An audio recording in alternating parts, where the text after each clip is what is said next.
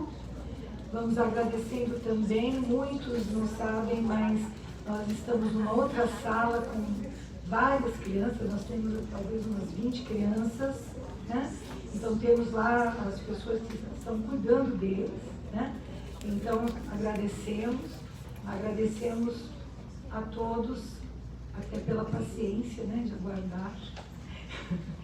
Então vamos com muito carinho de novo. Então vamos ver o que conseguimos, as respostas do nosso querido Haroldo. Então mais uma vez vamos dar aplausos a ele para trazê-lo de volta ao pódio. Muito obrigada.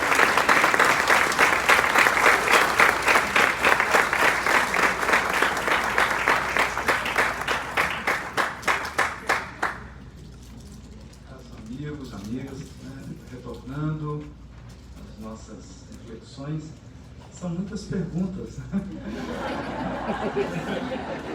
mas eu tentei agrupar algumas delas. Então, antes de responder especificamente algumas que eu selecionei aqui, eu queria só falar um pouco sobre alguns pontos que eu acho que vão esclarecer muitas perguntas aqui. Uma delas resume umas 10 perguntas que foram feitas, que é: qual a relação de loucura, suicídio, transição planetária? A pessoa falou assim: eu não entendi muito bem essa palestra. Vamos lá. Olha só, a transição planetária, ela desafia uma postura espiritual milenar. Que postura espiritual é essa? Uma postura espiritual de rebeldia. Então, o encarnado na Terra se caracterizou pela rebeldia. E a espiritualidade vem ao longo de séculos fazendo investimentos, mandando missionários, fazendo de tudo e não consegue. Esse diagnóstico foi feito pelo próprio Cristo na parábola da vinha, onde ele diz assim: via um senhor que tinha uma vinha e enviou o trabalhador, mataram o trabalhador, e enviou um outro, mataram. Aí enviaram o próprio filho dele, mataram o filho. Estava fazendo uma referência ao trabalho, porque nós já poderíamos estar vivendo uma terra regenerada há 3.000 anos.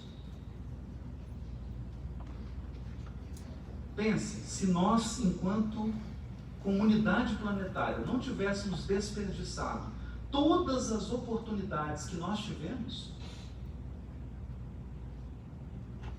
não é? Então você pensa, já recebemos Francisco de Assis, Mahatma Gandhi, Buda, e não adiantou nada, né? Essa característica da rebeldia, ela chega num limite. E o limite é o quê? A rebeldia espiritual chega num limite que é a loucura e o suicídio. Esse é o ponto. Então, chega um determinado momento em que você está gastando tanta energia para lutar com os padrões e com as leis que regem a vida, que você não tem mais energia para viver. Isso é muito sério. Então, a vida possui certos limites. Ela possui certas regras. E aí eu começo a ficar na resistência, não entender, não me adaptar. Chega um determinado momento que eu não consigo avançar. Essa é a marca da transição planetária. Então, transição planetária é um momento de esgotamento. É um momento de saturação. Saturação. Por exemplo, nós temos milhares de anos de hábito de lidar com o planeta. Nós temos desmatamentos, respeito, Isso tem milhares de anos. Só que agora nós temos uma população que, se a gente continuar com esse hábito, não vai ter mais planeta.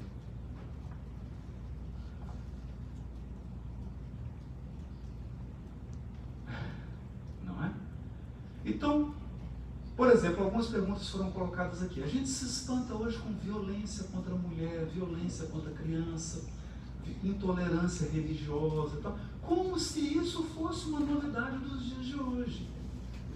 E se você volta na história de Roma, recém-nascidos eram assassinados e jogados no rio mesmo. E era normal.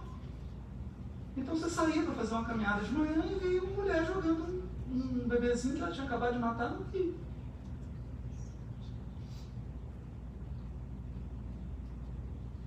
Intolerância religiosa? Quantas pessoas morreram na noite de São Bartolomeu?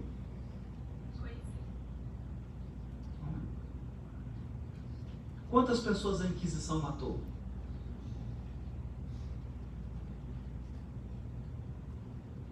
Quantas pessoas morreram no circo romano? Porque eram cristãos. Então nós adquirimos um conjunto de hábitos, um conjunto de valores e de crenças.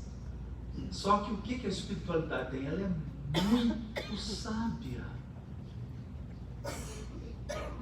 É muito sábia. Eu não estou dizendo que sei, quem dera, né? Se eu soubesse essas grandes linhas que dirigem a evolução planetária. Mas como diz Guimarães Rosa, eu não sei de muita coisa, de quase nada, né? Desconfio de muita coisa. Desconfio de muita coisa. Então, Emmanuel afirma no livro Roteiro que evoluem no planeta Terra 22 bilhões de espíritos. Faz uma análise demográfica da Terra. Há 3.000 anos atrás, quantos encarnados nós tínhamos? Qual que é a população hoje? Está aumentando, não é? Então, demograficamente, nós estamos aumentando. Aí você pergunta assim, por que estão deixando vir tanta gente? Para saturar. Para chegar no limite. Porque com esses hábitos e com essa forma de vida, você consegue viver com 800 milhões de habitantes. Mas você não consegue viver com 10 bilhões. Então, algumas coisas que funcionam com 800 milhões de habitantes no mundo, não funcionam com 10 bilhões. Não é? Então, todo mundo fala assim, nossa, Austin, até que alguém teve uma grande ideia de divulgar Austin, uma das melhores cidades dos Estados Unidos. Agora ninguém consegue mais andar com o trânsito, né? Todo mundo resolveu mudar para Austin, né? Então, quando você amplia a população, você revela problemas velados. O problema da intolerância, o problema da violência, o problema do distúrbio interior, o problema da rebeldia do espírito perante as leis divinas, tudo isso agora fica exacerbado. Tudo isso agora assume uma intensidade muito grande. Por quê? Porque nós estamos submetidos a um tipo de vida em que você interage com muito mais pessoas e muito mais rápido do que antes. Imagine uma pessoa em 1600, 1700. Ela conhecia 100 pessoas ao longo da vida. Hoje você tem quantos seguidores no Instagram? As interações, elas são muito mais velozes, muito mais intensas e com um grupo muito mais variado.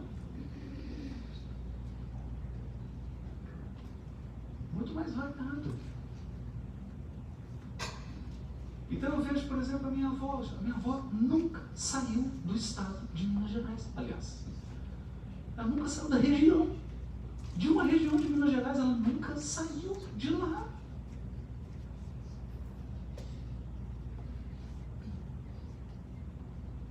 Hoje, nós somos um casal, 3 filhos. E a filha? Está no Canadá. E o filho? No Japão.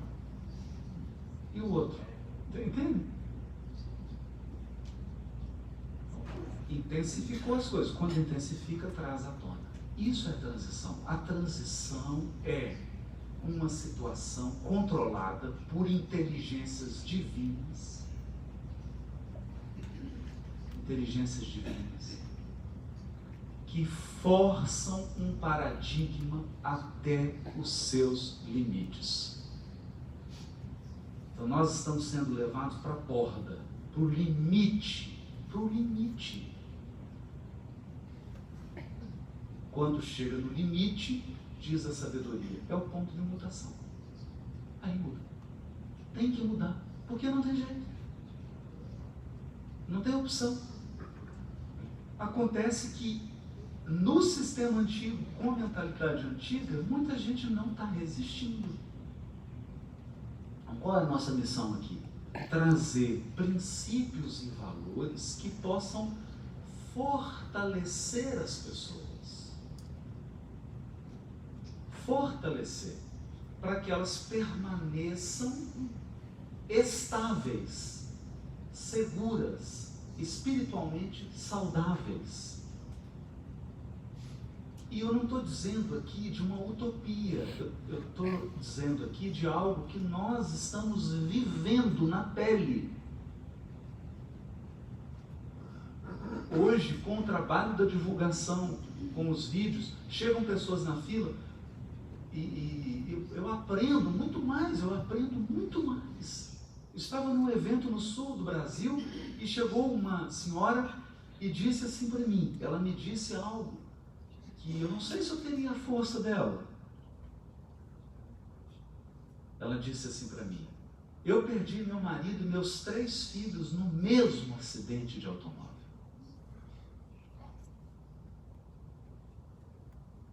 No mesmo. E eu só estou viva por causa das palestras que eu escuto. Dessas palestras. Não pare. Então eu disse para ela, obrigado por me ensinar tanto. Naquele momento eu percebi que inverteu, eu era o aluno, o aprendiz. Então ela conseguiu extrair sentido, propósito, ela conseguiu entender que ela veio preparada para isso. E esse é um ponto que eu gostaria de dizer. E aborda todas as questões aqui sobre suicídio e loucura. Ninguém vem para suicidar, ninguém vem para ficar louco.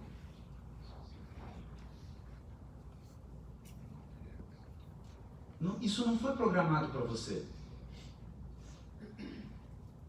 Mas você veio sabendo e programado para passar por certas situações.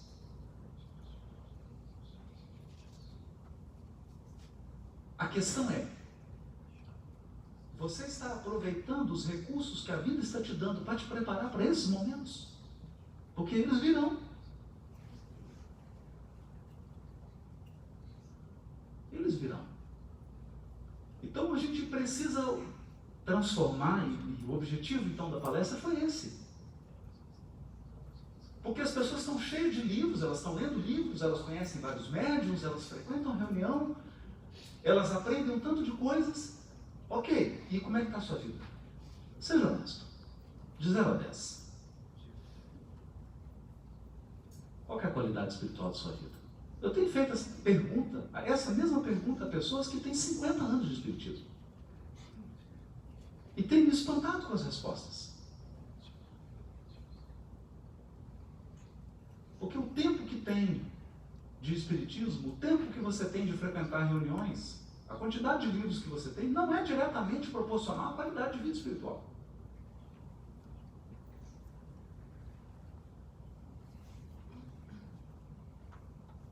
Porque isso tem a ver com você realmente se abriu. Você realmente abriu sua mente para essas coisas novas. Você realmente reformulou a sua visão de mundo.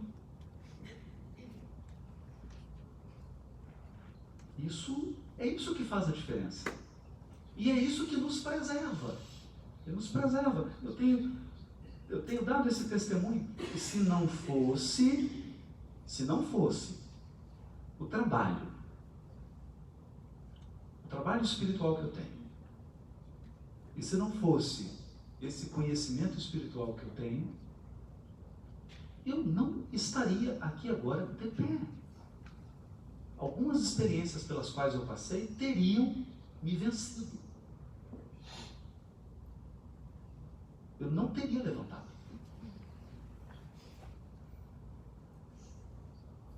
Então eu não estou aqui falando de uma teoria, eu estou falando aqui de uma coisa real, eu estou falando sério.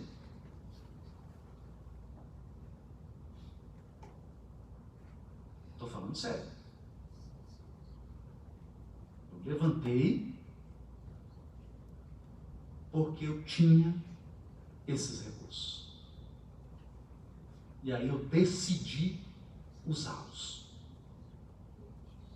Eu decidi que eles iam funcionar na minha vida. Mas eu não sei se você tomou essa decisão. Eu não sei se você decidiu que isso aqui vai ter efeito na sua vida. Essa é uma decisão pessoal. A questão é que a transição planetária não nos dá tanto tempo assim. Outra questão que foi colocada aqui sobre o suicídio é que, poxa vida, e o suicídio indireto? E os mártires do circo romano não suicidaram? Olha, nós aprendemos no Livro dos Espíritos, aliás, nós aprendemos isso na ciência jurídica. A ação por si só, sem a intenção, não pode ser avaliada. O suicídio é quando você tem a intenção de tirar a própria vida.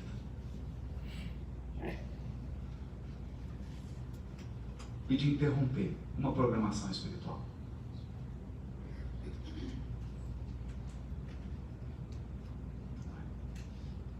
Então, eu vou dizer isso aqui um pouco mais claro. Olha, eu acho muito simples e qualquer pessoa entende isso. Principalmente aqui nos Estados Unidos, isso ficou muito claro. Se tem uma coisa que é clara nesse país, é primavera é primavera, inverno é inverno. Ok? Correto? Isso é claro, não é? É claro. Por exemplo, eu percebi isso em Chicago. Então, eu estou dizendo que existem estações. Existem. Tem características. Pode variar um pouquinho a data. Esse ano o inverno prolongou o tiquinho, invadiu um pouco a primavera em Chicago. Ok. Mas o inverno começa e termina. Ele pode atrasar, pode estender um pouco, mas ele termina, não é? E vem a primavera. E vem a estação das chuvas. O que eu estou querendo dizer? Eu estou querendo dizer que existe uma moldura. Que você não vem aqui, você não pode tomar uma decisão assim, agora eu vou viver diferente. Para mim não importa se é inverno, se é primavera, eu vou viver só de um jeito.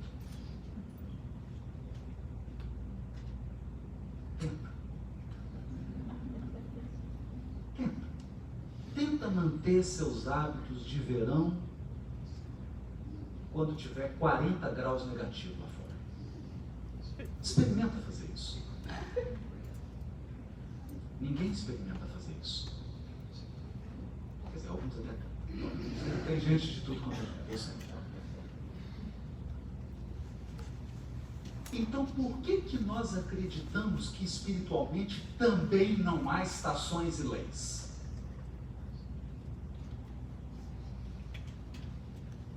Esse é o ponto. Eu acredito que realmente eu posso causar um mal para alguém, tudo bem, não vai acontecer nada. Percebe? Vai.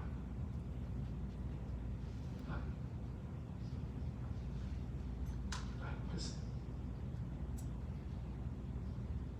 E a nossa própria existência, ela se desdobra dentro de padrões. Padrões de regularidade. Então, se alguém me perguntasse, Haroldo, então me responda direto. Por que as pessoas estão ficando loucas? Porque elas estão desafiando certas leis que são divinas. O que acontece?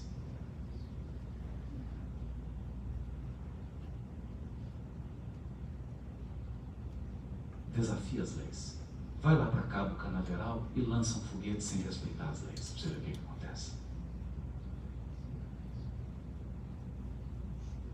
Pergunta para o Elon Musk. O que acontece? Ele explode. Ou nós compreendemos que há um conjunto de leis que regem nosso destino, ou nossa vida vai ser desafiada a todo momento por forças muito maiores do que nós.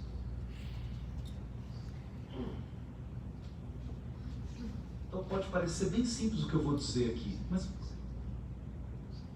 você ficar brigando com o mar,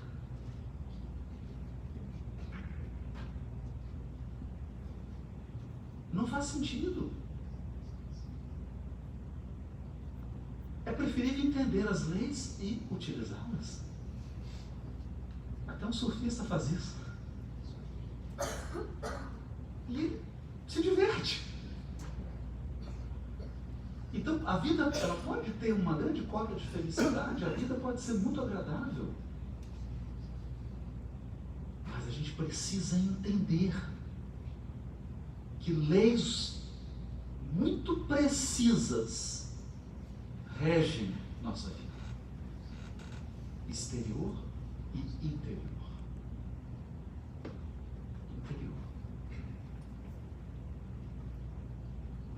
Quando nós compreendemos isso, e nós vamos compreender mais ainda, nós vamos compreender, por exemplo, todos os aspectos da tristeza.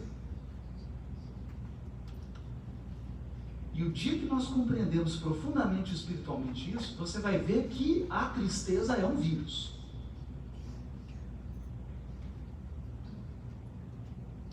É um vírus. Pior do que o ebola. Ebola foi um exemplo meio. Estou mais velho. Estou mais novo aí. Você vê como é que a pessoa revela a idade, né? Vamos dar um exemplo mais atual, então. Um vírus aí atual. A tristeza também. E você chega aqui, tem um contato com a pessoa, aí você começa a entender o quê? Antídotos. Que é uma outra pergunta que fizeram. Um poderoso antídoto, prece.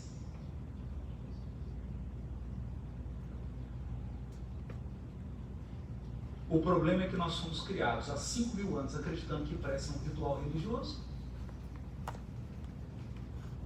Aí a pessoa faz prece assim no Instagram, né? Pai nosso, Senhor, ajuda, família, protege. As preces estão assim, só verbos, né? Ajuda, protege.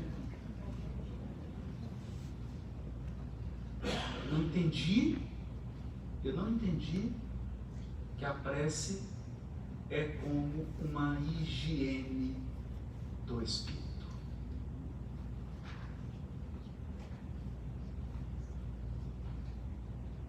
Então Emmanuel diz assim: acima de todas as nuvens e acima de todas as experiências humanas, há o sol da felicidade que é Deus.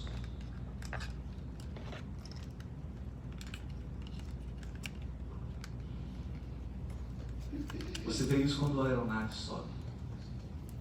Sobe. E aí você olha. Luz, é estabilidade.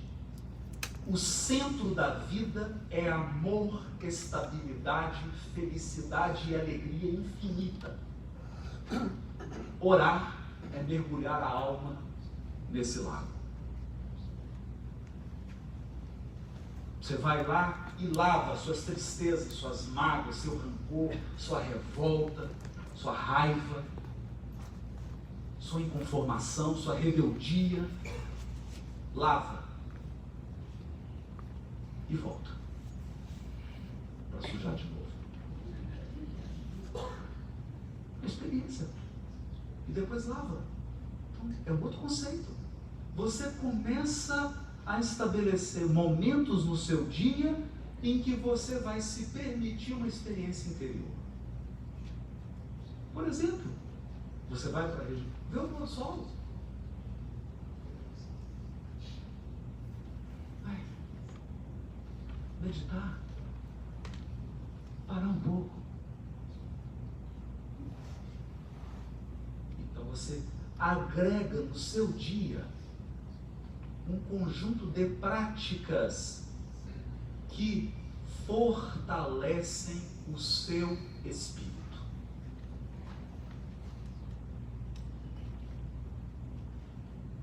E uma prática extraordinária.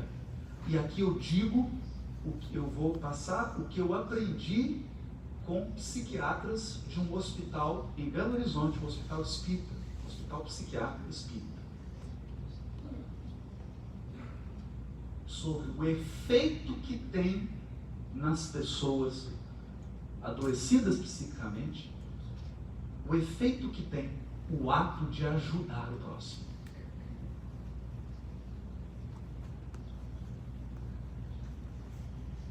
Porque vidas isoladas e vidas egoístas adoecem. Quando você se abre para o outro, para ajudar, para cooperar, você começa a encontrar propósito e valor na sua vida. E isso é curativo. Está tudo aqui. Não é isso.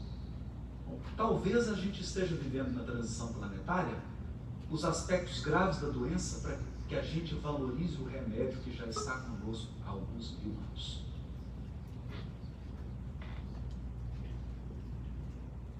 Já está com a gente. Tem uma outra aqui. Então essa resumiu sobre isso, né? Um tanto de perguntas, né? Tem uma aqui que é: qual a necessidade das religiões na nossa sociedade atual e como elas se ajustarão para o futuro? Eu, pessoalmente, acredito que as religiões, incluindo o movimento espírita, temos um desafio.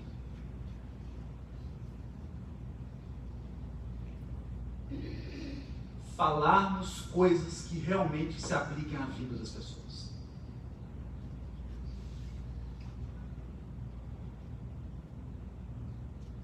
Entendam, eu não estou criticando nenhuma teologia, nenhum dogma, nada disso. Nada disso. Mas quando você examina, por exemplo, a Igreja Católica do Ocidente e a Igreja Católica do Oriente, e pergunta, qual que é a diferença entre elas? É a concepção da Trindade. Então, qual que é o papel do Espírito Santo na Trindade? E eu me pergunto, qual que é o papel dessa teoria na sua vida aqui em Alce?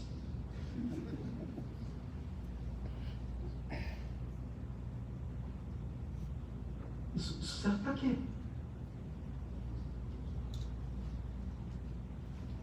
Isso contribui em quê?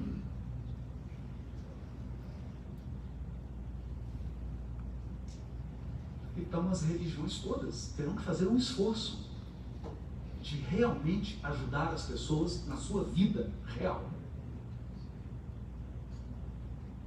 Muitas estão tentando. Nós também precisamos fazer esse esforço. Porque as pessoas realmente estão precisando de respostas claras, objetivas e práticas.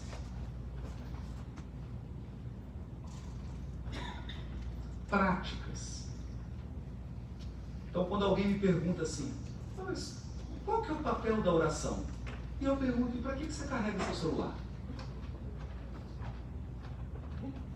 Para que você carrega seu celular?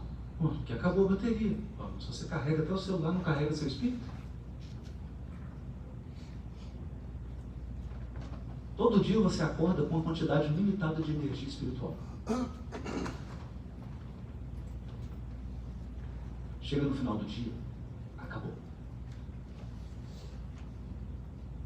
Você tem certeza que vai acordar sem recarregar?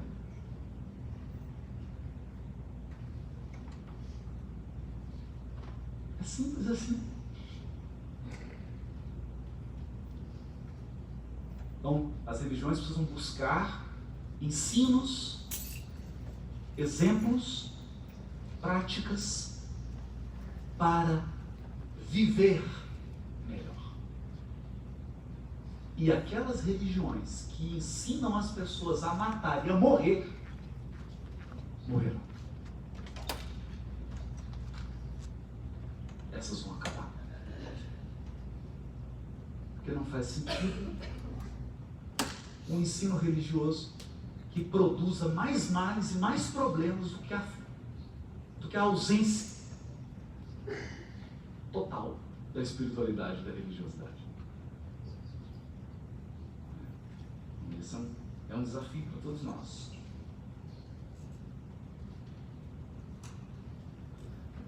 Aqui a pessoa perguntou assim, olha, você teve a sorte de encontrar alguém que te orientou sobre o seu joelho, né? Como é que nós podemos aprender e identificar as chamadas somatizações do nosso espírito ou do corpo? Como isso é um aspecto muito peculiar, muito pessoal de cada indivíduo, a gente precisa desenvolver observação.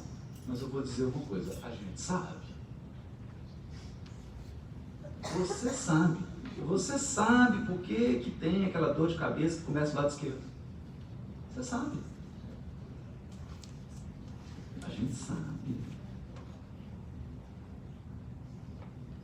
Você sabe quando o dia está indo num ritmo, você fala assim, hoje eu não durmo.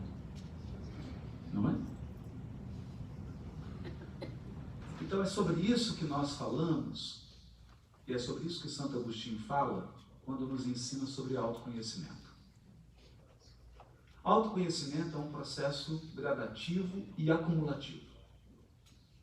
Quanto mais você se observa, mais você conhece sobre você mesmo. Observação.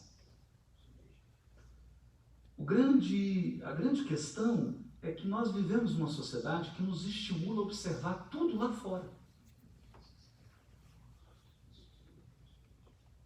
E, infelizmente, as nossas escolas, as famílias, e infelizmente, as religiões não nos ensinam a observar dentro. A gente não aprende a olhar para dentro. Porque poderíamos ter uma resposta muito melhor se nos conhecêssemos.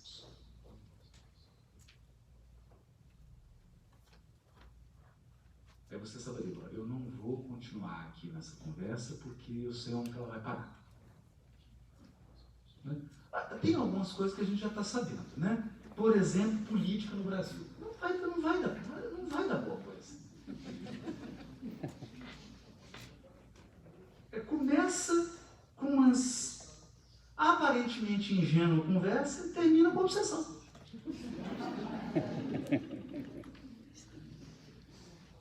Isso quando não passa pela agressão física.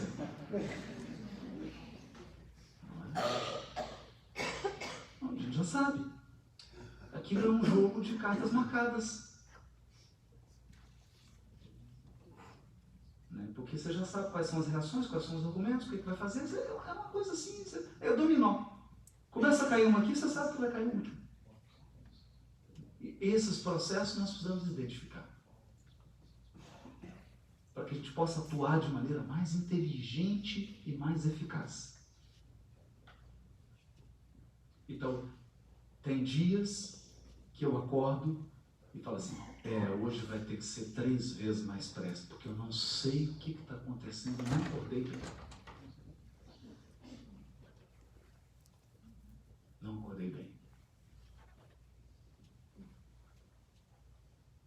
São estados emocionais. Você acorda num estado de tensão, de agito, de raiva.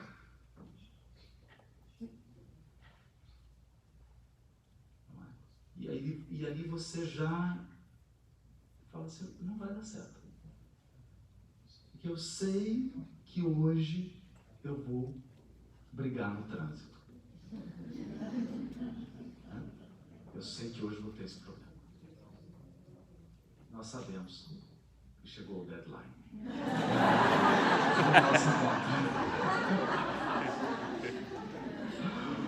Então, a gente tentou agrupar aqui o máximo possível das questões. Eu espero que esse nosso encontro seja um grande estímulo para duas coisas. Para que a gente leia o livro Pensamento e Vida. Reflita sobre isso. E comece a pensar um pouco na questão 625, por que nós temos um guia e um modelo. As pessoas que têm um guia são as pessoas que estão numa jornada. Então a gente tem um guia quando a gente quer chegar em algum lugar. E nós temos um modelo porque a gente precisa de um exemplo. Nós temos isso. Eu espero que tudo isso agora faça sentido na sua vida.